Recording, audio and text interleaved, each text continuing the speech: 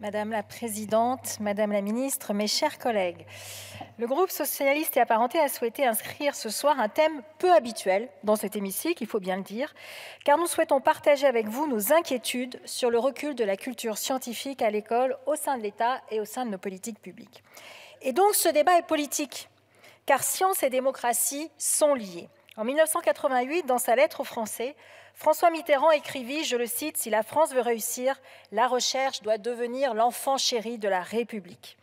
Il ajouta même que la recherche est la marque même de l'esprit de l'homme. Je pense aussi aux mots de l'historien Jean-Luc Chappé dans La Révolution des sciences, qui disait, et je cite à nouveau, que sans les sciences, la Révolution n'aurait sans doute pas été ce grand moment de bouleversement et d'invention d'une société nouvelle. Alors pourquoi considérons-nous que la période actuelle est celle qui marque le plus fort recul de la culture scientifique? Je vais vous donner quelques exemples. Je reconnais, Madame la Ministre, que c'est un peu injuste, parce que vous êtes sans doute l'une des rares au gouvernement à défendre la science. Néanmoins, en tant que ministre, il vous revient aussi d'endosser les responsabilités du gouvernement. D'abord, sur les expressions publiques des ministres. Jamais on n'a entendu auparavant des ministres remettre en cause, directement ou indirectement, la science. Le dernier exemple en date, et date d'avant-hier, avec le ministre de l'Agriculture, qui demande à l'ANSES, l'Agence nationale de sécurité sanitaire, je cite, de changer de méthode pour évaluer la dangerosité d'un herbicide. Autre exemple, en 2018, le porte-parole du gouvernement a contesté les chiffres de l'INSEE, pas tant sur les chiffres que sur la méthode de calcul. Là aussi, c'était du jamais vu. Alors je crois que ça a conduit, lors des auditions sur la mission d'enquête sur EDF, l'ancien haut-commissaire à l'énergie atomique a déclaré dans notre Assemblée, le 29 novembre 2022, qu'il y a un problème qui réside principalement dans l'inculture scientifique et, je vais le citer, je me place dedans, technique de notre classe politique. Une fois qu'on a parlé des expressions des ministres, on peut parler des faits. C'est d'abord le niveau de nos élèves dans les matières scientifiques qui ne cesse de reculer. Je vous l'accorde, Madame la Ministre, ce problème n'est pas récent, mais quand même, il y a eu une accélération de la dégradation de ce niveau. Il y a 20 ans, 64% des élèves français atteignaient au moins un niveau élevé en mathématiques. On est tombé à 11%. On est passé de 64 à 11%. Toutefois, Madame la Ministre, il faut quand même constater que le gouvernement n'a pas fait grand-chose depuis 2017 pour enrayer ce recul. Vous êtes le gouvernement qui a fait reculer l'enseignement des sciences en France avec votre réforme du bac.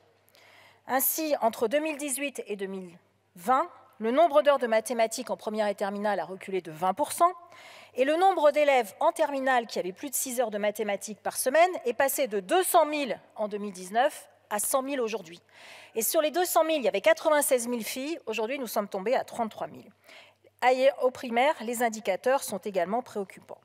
Toujours sur les faits, Madame la Ministre, vous êtes le gouvernement qui a appauvri l'État en compétences scientifiques.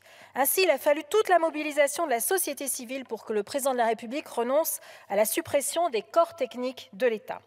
Et autre donnée très inquiétante, entre 2011 et 2019, le nombre d'ingénieurs dans la fonction publique de l'État a baissé de 3 000, passant de 20 000 à 17 000, alors que dans le même temps, le nombre d'agents fonctionnaires de l'État a augmenté de 25 000.